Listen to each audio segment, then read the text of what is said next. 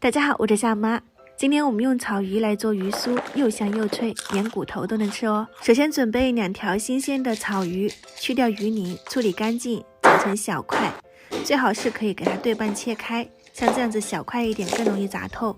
放进大盆里，加入葱姜去腥、胡椒粉、食用盐，抓捏均匀，给它腌制15分钟左右，不要加水，就这样干腌，让它入个底味。腌好后逐个码开，用风扇风干，或者是用厨房纸把表面的水分擦干，这一步不能少。锅里面倒入宽油，油温烧到5-6成热，放入鱼块，一次不要放太多，放进去就不要动它，用中火炸。炸的过程中可以看到颜色变了，就给它翻面，再炸上一会儿它会自动散开，这样鱼块完整又酥松，特别香。只要整个过程你不要经常去动它就可以啦。